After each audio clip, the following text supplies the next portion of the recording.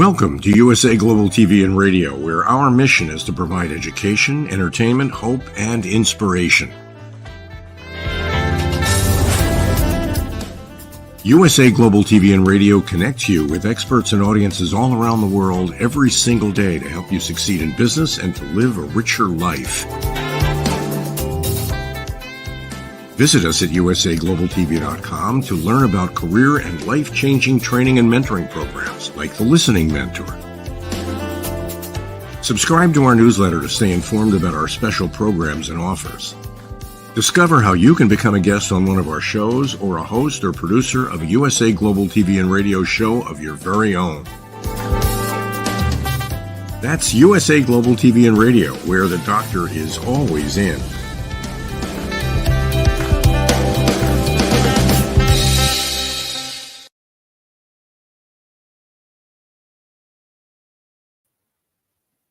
Hello and welcome to USA Global TV and Radio.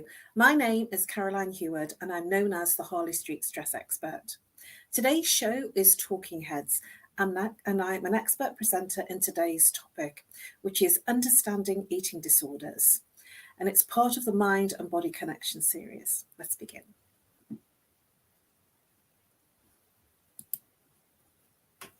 So I'd like to start off with a quote from Kate Winslet today. A lot of girls were catty, were awful, very catty.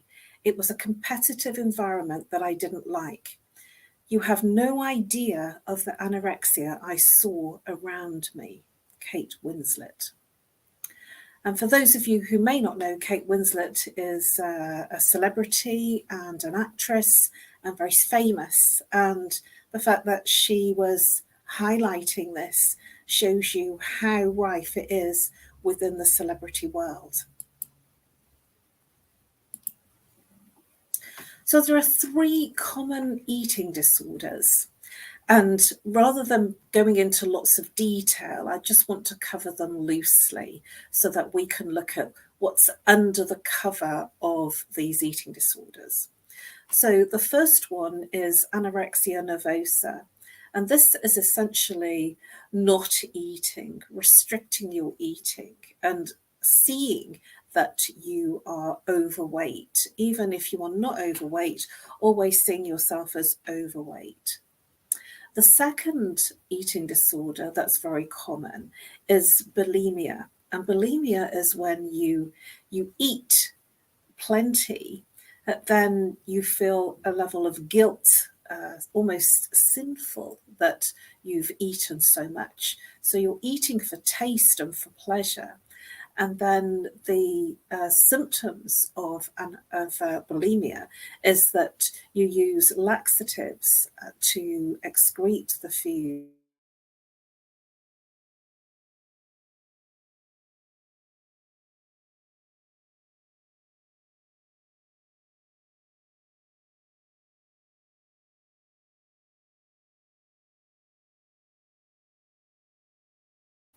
Essentially, the last eating disorder that's common is when you're eating too much. So you're eating more than. So you're almost eating to the effect of distraction. So you're binge eating.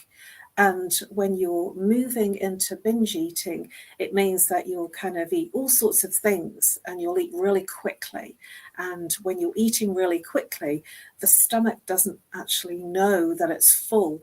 So you'll eat to the point of being sick and then you will stop eating. So you'll almost fast, not eat at all, and then you will binge eat, almost clearing a fridge of food, clearing other people's plates. Now, these are the most common ones. Obviously, there are others, but these are the most common ones that people associate when they're thinking about eating disorders. So understanding eating disorders, essentially, when you're looking and thinking about eating disorders, you will see the person showing up as being a picky eater. They will be saying yes to some things and no to others, or it'll be very difficult for them to find a dish if they're out eating in a restaurant, or they won't eat certain things. They might only want certain things cooked in a certain way. So they'll be very, very picky. And sometimes the person that's hosting them will feel almost part of the challenge because they can't find anything to suit their pickiness. So when they're picking, they're literally, if they have a plate of food in front of them, they'll probably pick at it rather than eat it, and kind of move the food around the plate. So anorexia is what we've just mentioned in terms of not eating.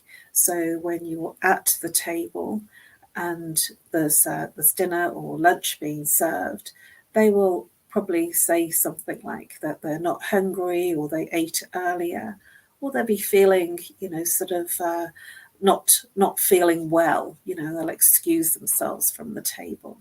So when somebody's got anorexia, they will almost eat privately, and they will eat small amounts because they will have a lot of guilt attached to food and not wanting to put on weight. So controlling the amounts that they eat and when they eat.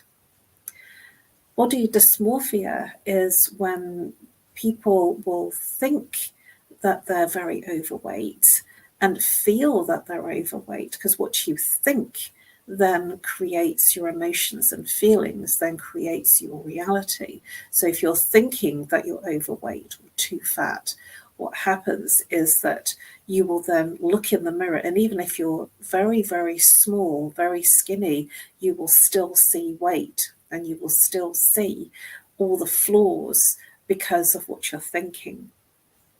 Whatever you're thinking about creates your reality in terms of thinking, and then the emotion follows, and then whatever you're thinking about, the neurons inside the brain fire and wire together and create that as an internal reality. So whatever you're seeing through those filters.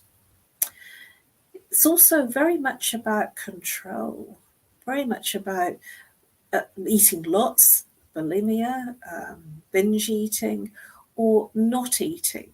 So this is about what you digest, not digest, what food goes in your mouth, what sensations that you're looking for. And so this is very much about what you control in terms of what you're eating, what you're not eating. Now, it'd be interesting for you to know that eating disorders, they come from the solar plexus. The solar plexus is the third chakra in the physicality of the body, which is above the belly button. And the third chakra is known as the solar plexus. And this is all about your self-esteem. This is about your confidence. This is about your power. And this is about your sight, your insight, and your sight to see things. So this is why there will be a feeling of low self-esteem. This is why the anxiety resides in the solar plexus as well, because this is where, if you're excited, you will feel butterflies. If you're feeling nervous, you will feel that anxiousness, that tightness in the tummy. This is also where perfectionism resides. That you'll find that people that have eating disorders, or when you're looking on, witnessing someone who has an eating disorder, there will be perfectionism traits, that everything has to be just so, almost to the point, for some, bordering on OCD.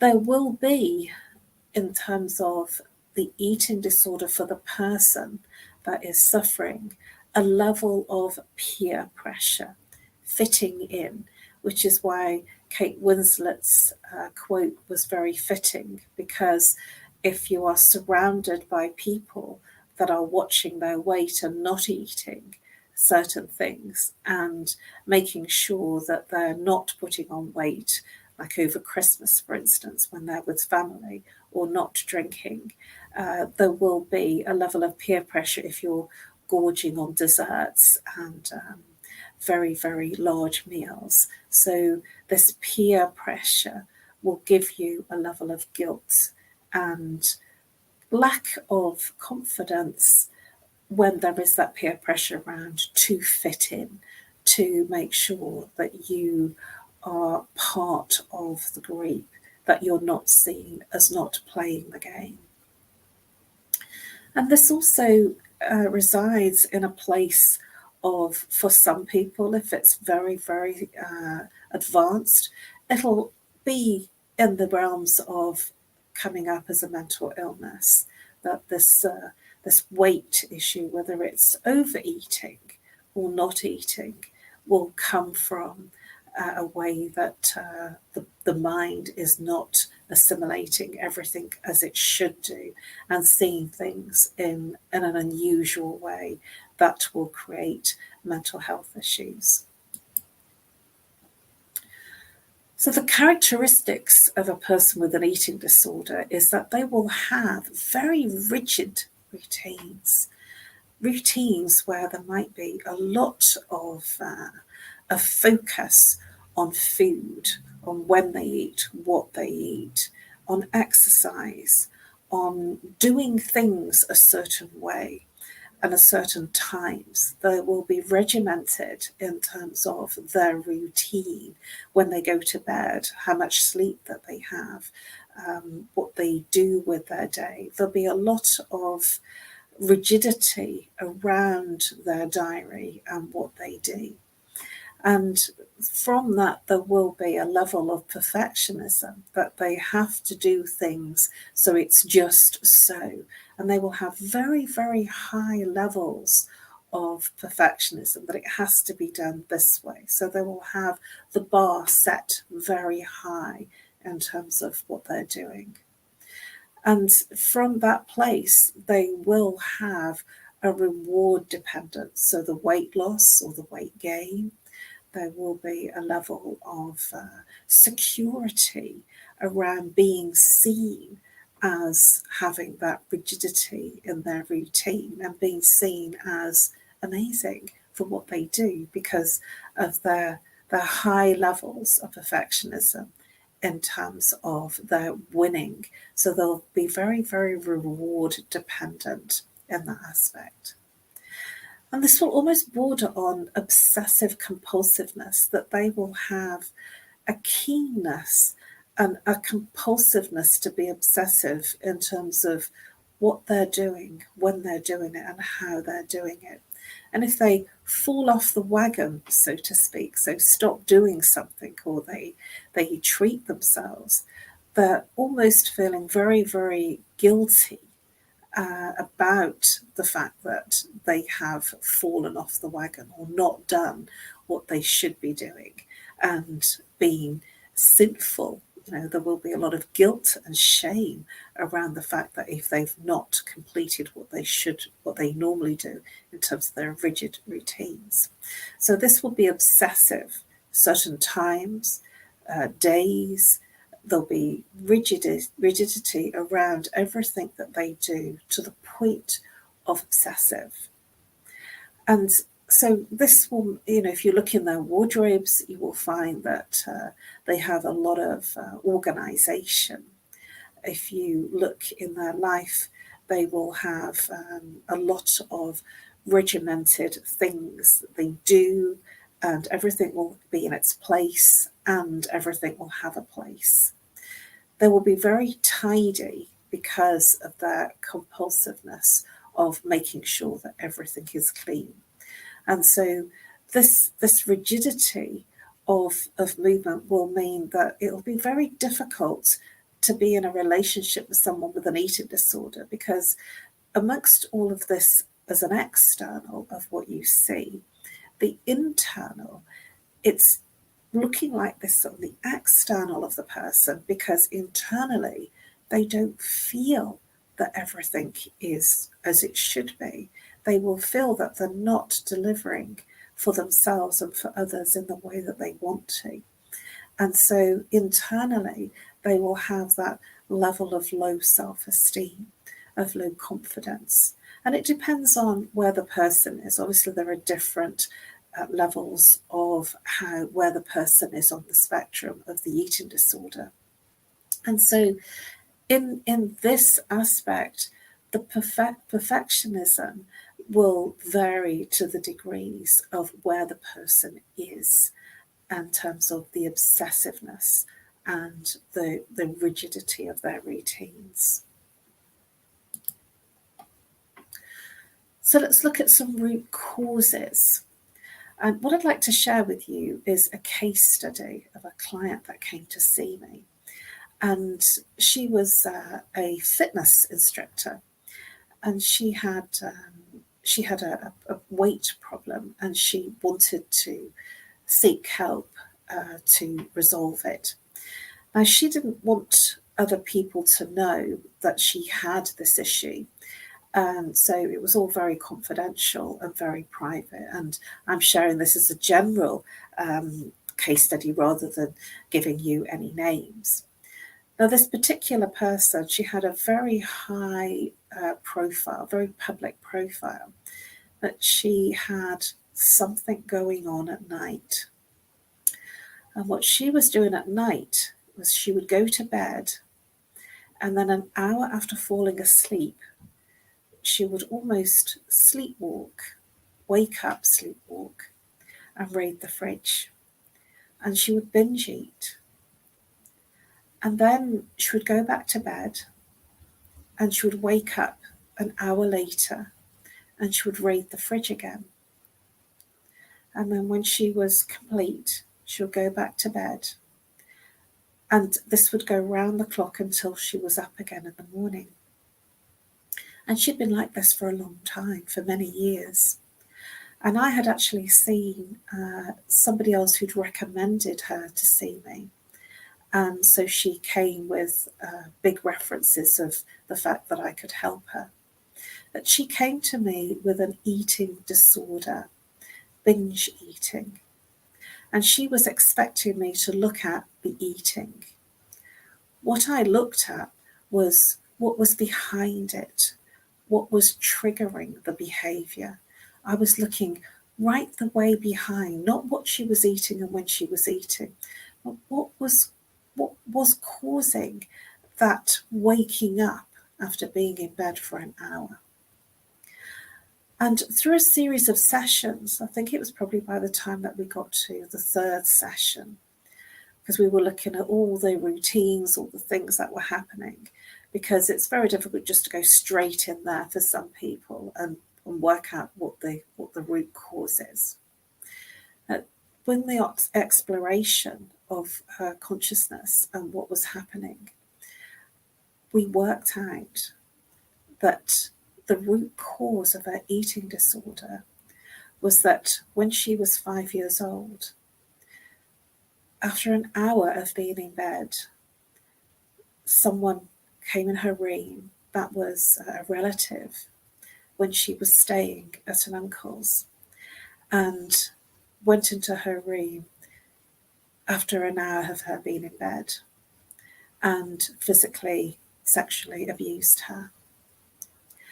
Now this, for her, she was about 40 years old, and it was very difficult for her to even recollect it. So she had completely suppressed what had happened to her at 5 years old. And this abuse had been going on for 9 years until she wasn't in the company of that relative anymore, and it stopped. And so what happened was, to protect herself and to make sure that because she had no control in that time of that sexual abuse, is that she now was working towards, after an hour, to get control of sleep, she went into the fridge to eat, to gain control, because she didn't feel in control of the situation. And so she kept going back to the fridge after an hour, and it was how she was living out the abuse after she'd been in bed for an hour. And it was revealing, and it was shocking to her when she realised what had caused her eating disorder. because at 30 years old, she just didn't put it together. She couldn't recollect why and how. This was just how life was for her. And it was her husband that told her to seek help. And that was one of the reasons why she looked at and started a career in personal development and being a fitness trainer, because she was actually looking at ways that she could solve her own eating disorders and to keep fit and to lose the weight. And she was trying to lose weight from an issue that she didn't actually realise what was causing the food, the eating, the binging at night. And so when it was revealed, suddenly the eating disorder stopped. And she was able to process the emotions and feelings of not being in control of that abuse for that period of time. And this is what we do when there is something that doesn't work in your life, when there is trauma and there is something that is very difficult. She was very young and didn't know how to process what had happened to her, what was happening to her. And so what happens is the body is a perfect self-defense mechanism, and it shuts down the feelings and emotions. They reside in the belly, below the belly button. And so relationships become challenging and difficult because everything is very serious and very work focused. And everything becomes going through the motions without the emotion, because the emotions are shut down. And so when that happens, then it's about moving into the mind and thinking, analysing and talking through things.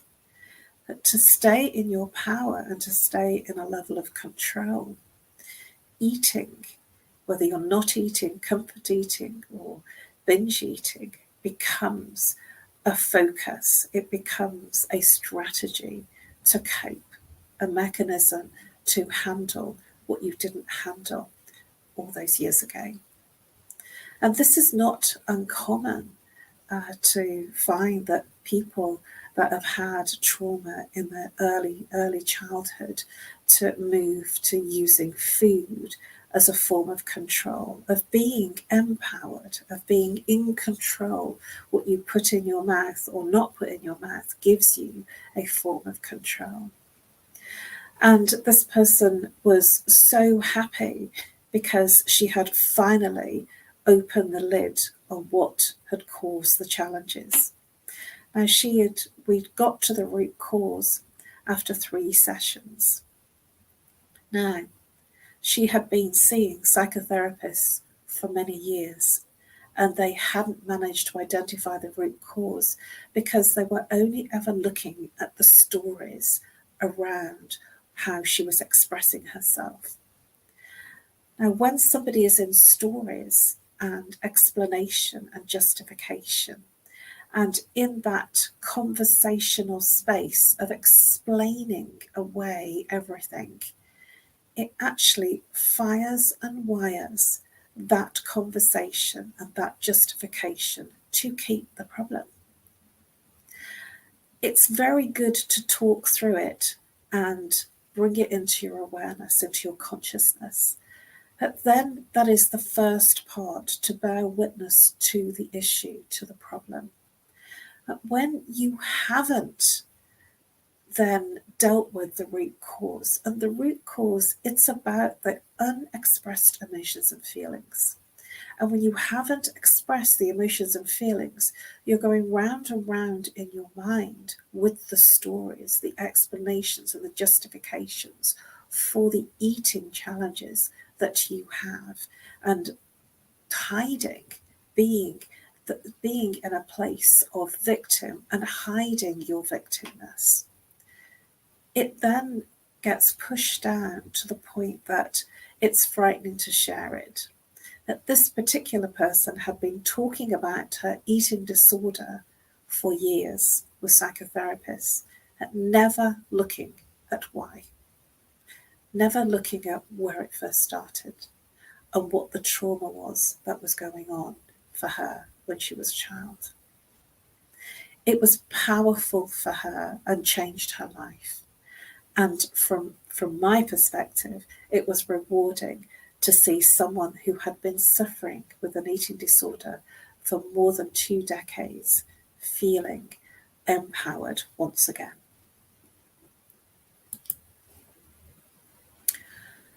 So let's look at some more root causes in terms of childhood trauma.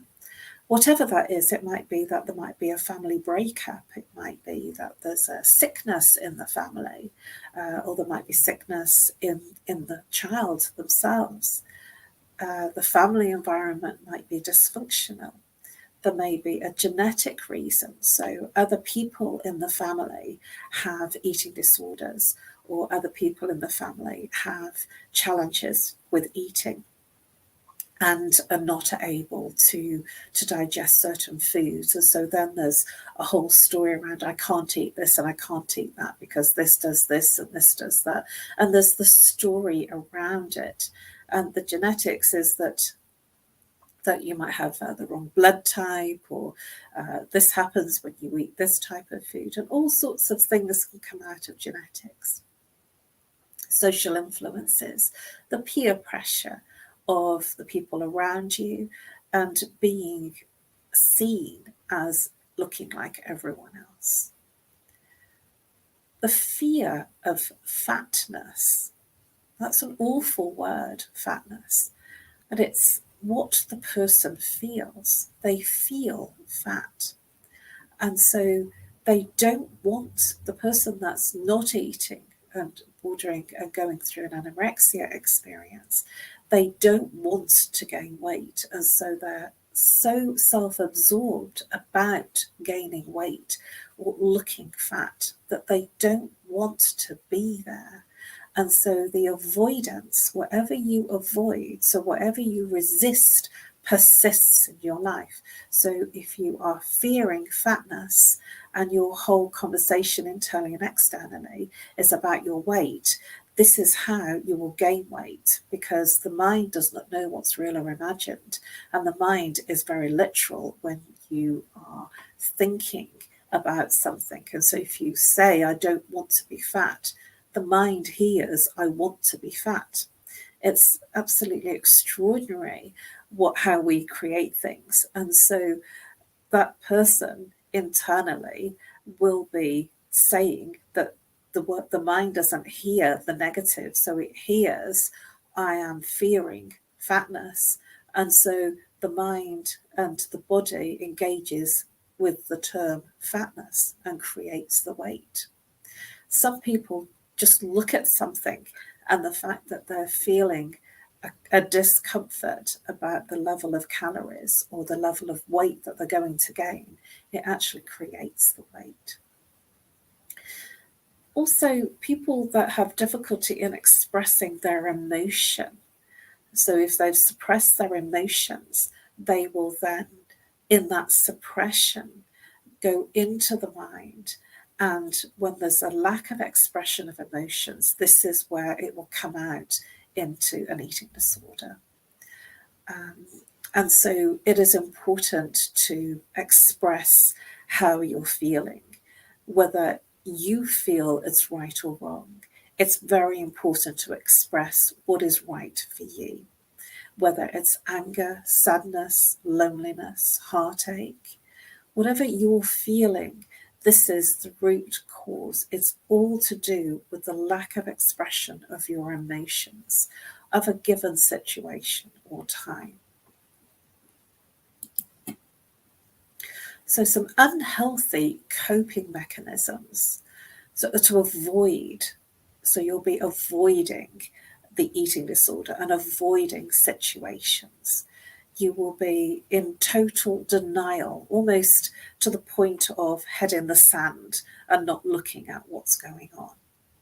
The person might be sleeping too much, and in that sleeping, they're making themselves avoid certain situations in life and in the family and in their relationships. So if they're going to bed and always sleeping it off because they're tired, this is how it can affect you in terms of that coping mechanism to just disappear, to hide under the duvet, is not healthy.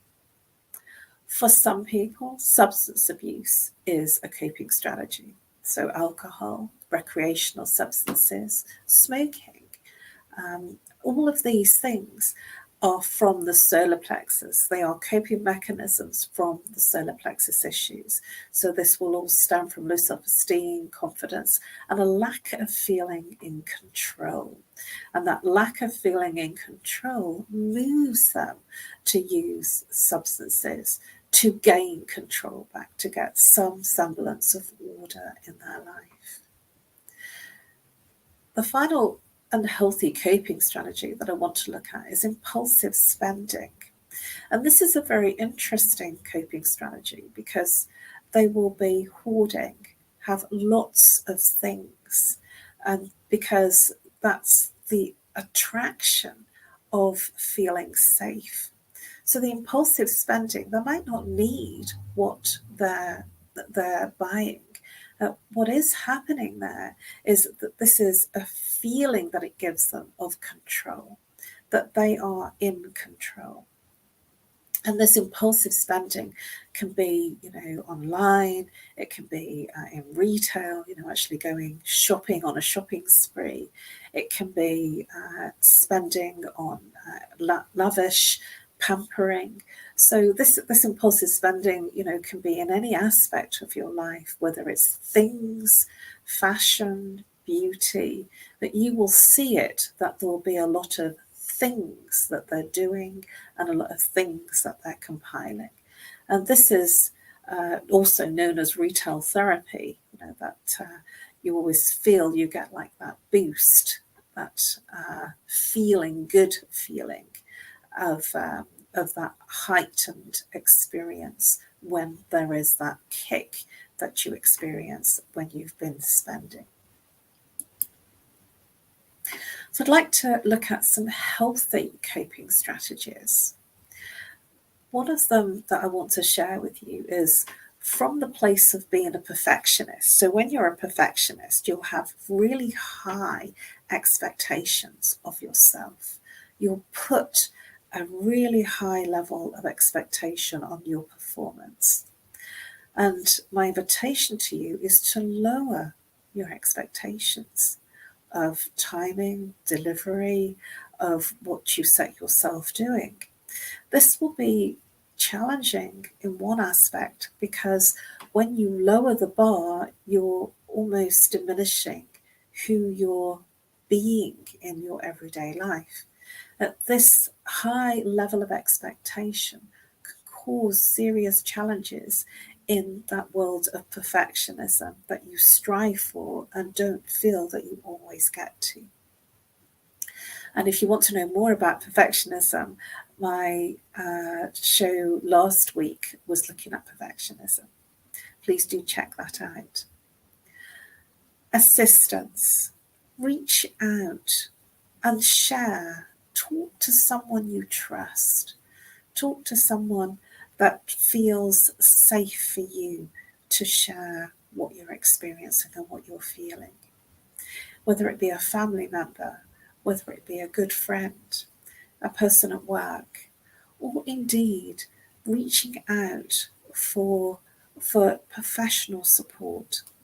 Cognitive behaviour therapy is absolutely brilliant at uncovering the behaviours behind the symptoms that you're experiencing, because the eating strategy is a behaviour that is not worthy of you being your true self, because you're hiding. It's something that is a protection. And so when you reach out for assistance professionally, they can help you uncover, as I did with the person that came to see me with the binge eating disorder. She had no idea. She was always focused on the eating and not looking ever at why. And so she was doing all sorts of things to manage the eating or not eating.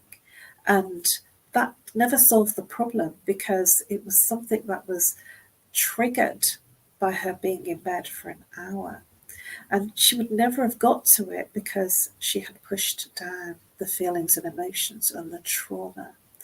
And so reaching out for professional assistance is really helpful in not only looking at what is creating the problem, so the food, the eating, the not eating, but actually why. I'm a big person on why is that happening? What's the trigger for you?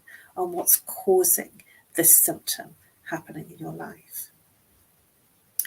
Taking responsibility for what's not working, for what doesn't work. Because when you're eating, not eating, comfort eating, whatever the eating disorder is, this is your way of taking back your control. So rather than move to food, watch, witness the trigger, and look to see what it is that you're not coping with. And move into a place of witnessing by taking responsibility for how you're responding. And that is the first road to recovery. When you become a witness to your behaviours that don't serve you, that is then when change can happen. And it is possible for change to happen. You just have to become aware. Awareness is the key to moving into recovery. And emotional support is very key. To have someone that you trust, that cares for you, so that you can be your true self without having to hide your feelings and emotions. You might be pushing down anger or sadness or a lot of tears. In that space of control, there must be one person that's in your life you can reach out to that will move you into a place of feeling peaceful and cared for.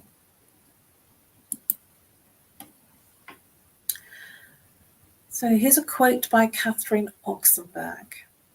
I truly believe the eating disorder is gone.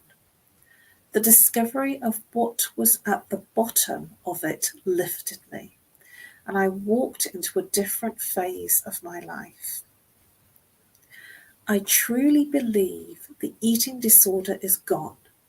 The discovery of what was at the bottom of it lifted me, and I walked into a different phase of my life.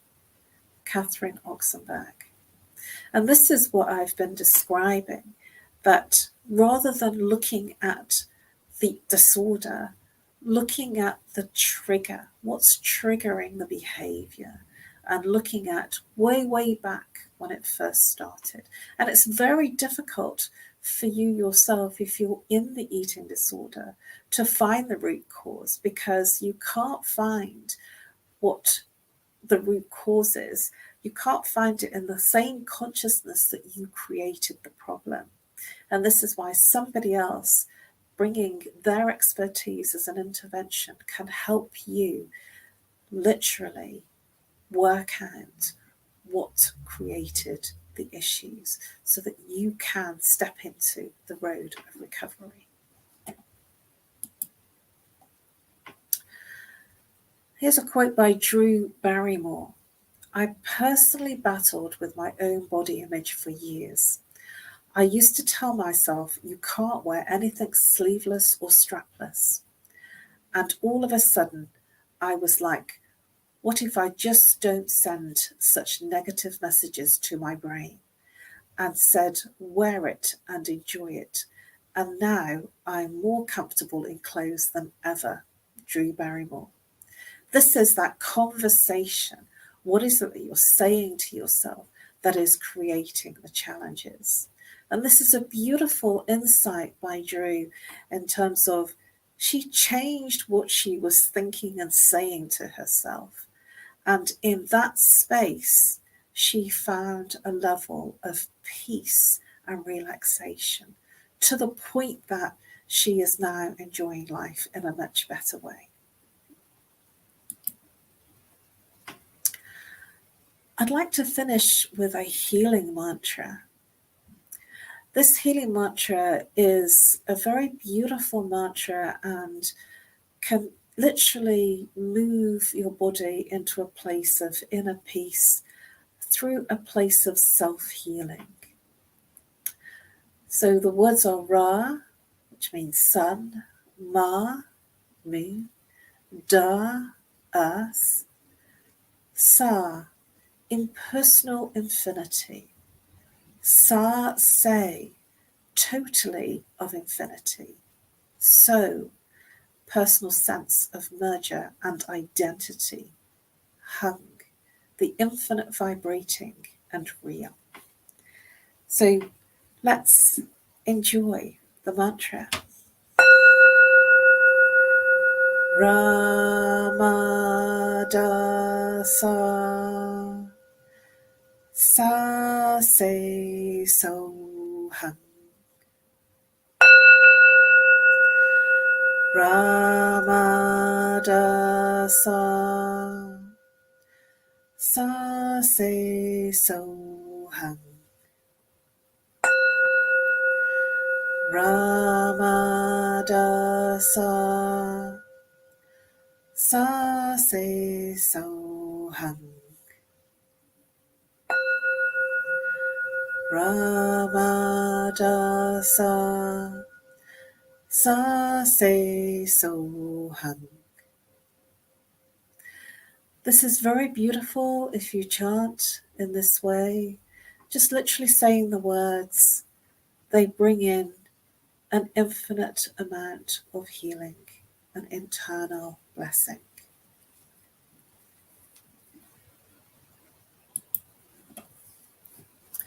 Thank you for your attention and your interest. Please subscribe to USA Global TV and Radio. You'll find all of our Talking Heads episodes under the playlist Talking Heads 2023.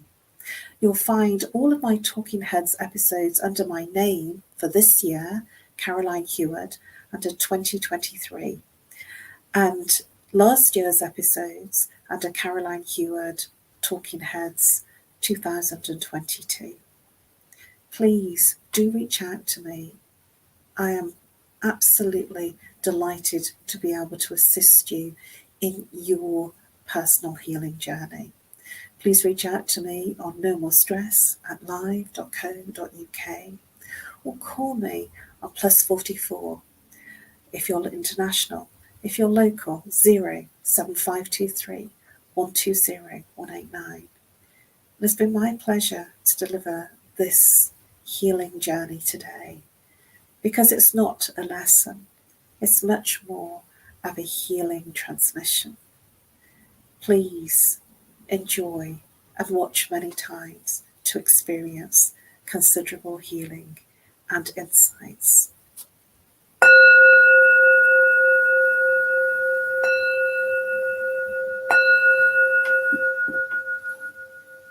Namaste.